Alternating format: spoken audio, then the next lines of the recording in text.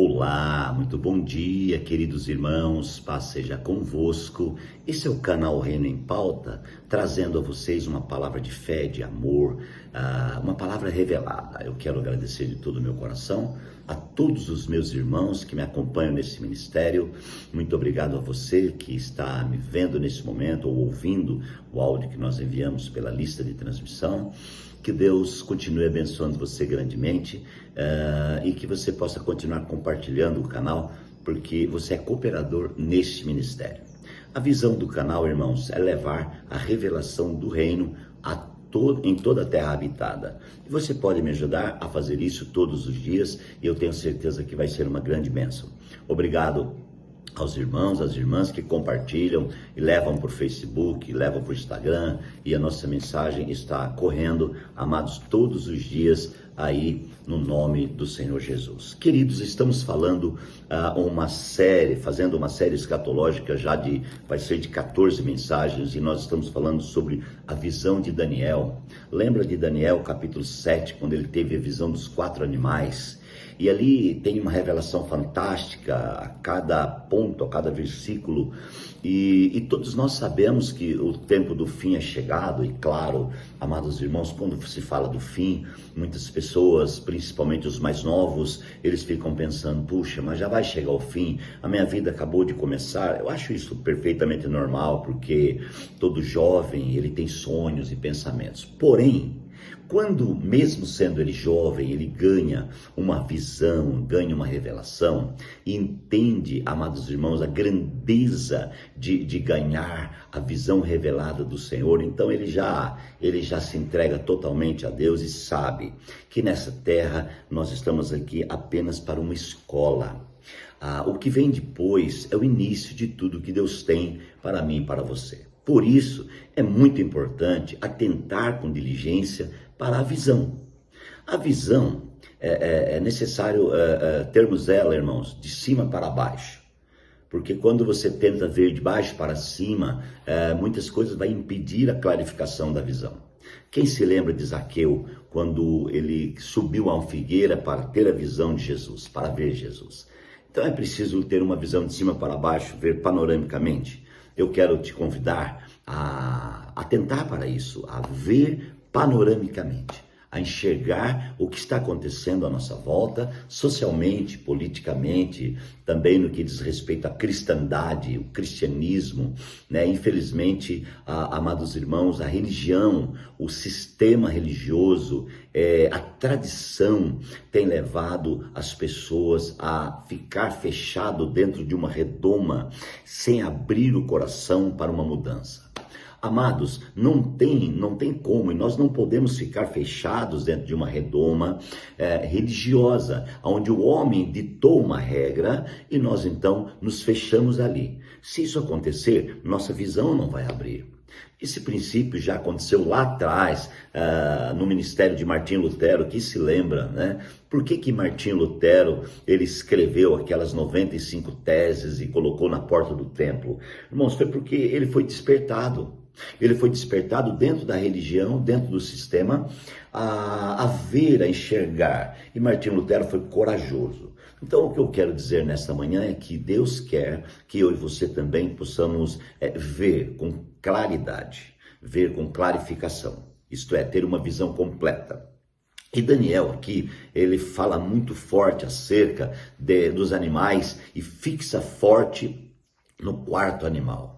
O 4º animal que está escrito se relaciona ao aparecimento da besta. O aparecimento da besta vem através de uma preparação política mundial.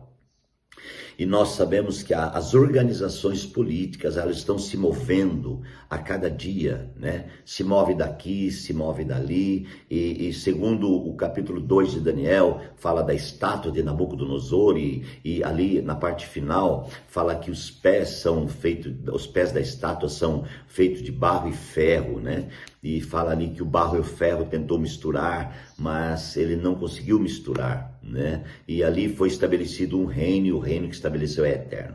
Então, paralelo com todos os acontecimentos que nós estamos vendo, apocalíptico, nós vemos um reino eterno que foi estabelecido por Cristo na cruz do Calvário. Quando Cristo morreu na cruz, irmãos, ressuscitando, ele estabeleceu o seu reino.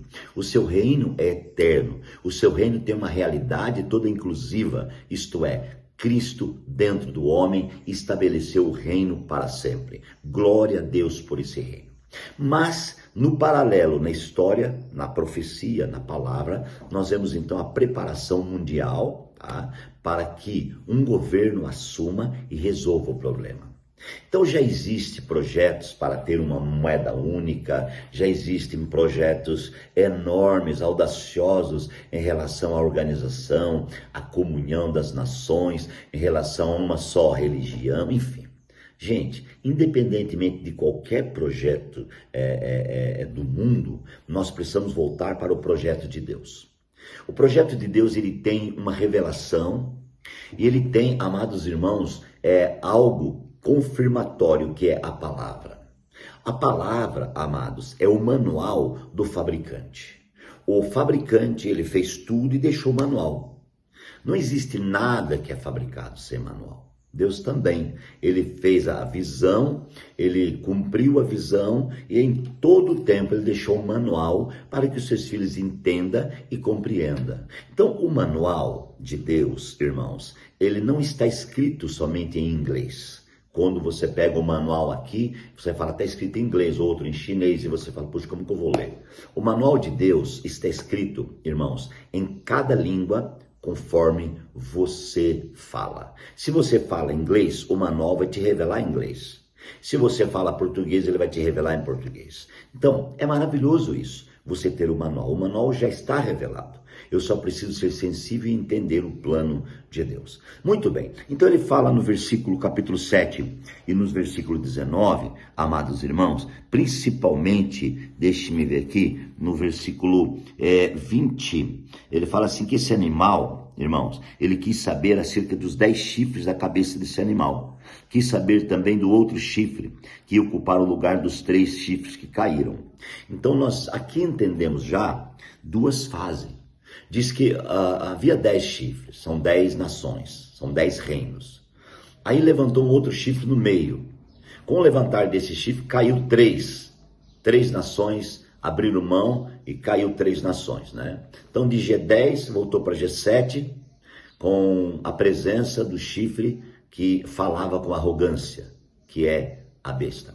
Muito bem, como eu disse, essa besta tem duas fases. A primeira fase, ele vai promover paz. Mateus diz que quando disserem a paz e segurança, fique atento que a sua redenção está próxima. Então, quando ouvir falar, puxa, agora resolveu, né? O mundo está bem, o mundo está crescendo, o mundo está ok, tem um rei que resolve tudo, né? Então, irmãos, nossa redenção está próxima. Agora, é interessante observar um ponto aqui. A igreja, as 5 virgens prudentes, passarão, irmãos, por essa primeira fase dessa besta número 1, ou na sua primeira fase. A igreja verá isso, porque essa besta promoverá muitas coisas e nós veremos isso, tá? E então, o que vai acontecer? Ao final dessa primeira fase, do meio para o fim, os santos são arrebatados. Só que quando fala nos santos, irmãos, a gente divide os santos, não quer dizer que é todo aquele que é crente. Basta ler Mateus 25, você vai ver que é meia-meia. Então hoje existe crentes e cristãos. Crente é aquele que crê, cristão é aquele que é parecido com Cristo. Uma coisa é crer, outra coisa é ser parecido com Cristo. Quando nós somos parecidos, nós temos o DNA. Por exemplo, o seu filho, ele tem o seu DNA. E na maioria das vezes ele é parecido com você. Se você olhar a minha filha, né? Nesse momento ela deve estar me vendo. Se você olhar a minha filha e me ver próximo, perto dela, você vai falar, é filha do pastor Amarildo. Se você olhar a minha mãe e me ver próximo dela, você vai dizer, ela é mãe do pastor Amarildo, porque existe um DNA e esse DNA nos faz parecido. Então, quando você é cristão, o DNA de Deus está em você.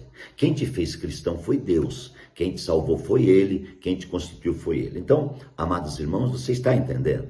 a diferença do crente e do cristão? O crente, ele apenas crê, ele não vai ser arrebatado naquele dia, mas ele é crente, ele é cristão. Agora, aquele que se render e for parecido com Cristo, tiver o mesmo DNA, a mesma visão, a mesma revelação, ganhou isso tudo, esse vai ser arrebatado como santo vencedor. Mas então, o que vai acontecer depois? Eu estou falando isso por causa da revelação aqui. Fala que aquele chifre que falava arrogantemente, fala que ele, amados irmãos, pisoteava suas vítimas. Esse chifre arrogante, eu estou falando da besta no seu segundo estágio.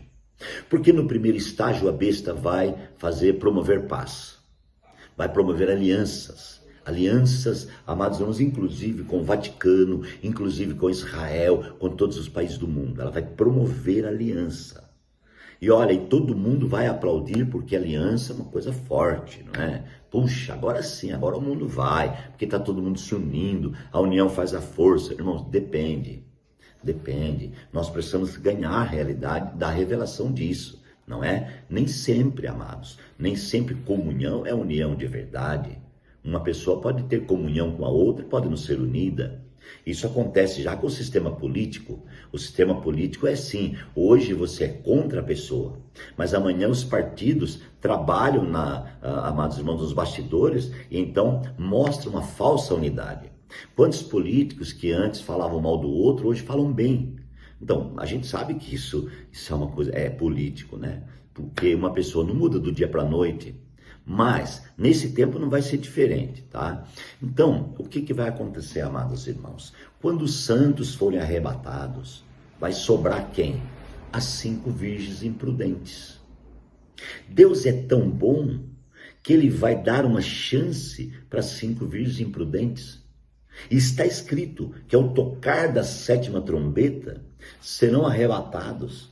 Esses que serão arrebatados, nós chamamos de vencedores tardios. Fica com essa revelação e eu continuo amanhã.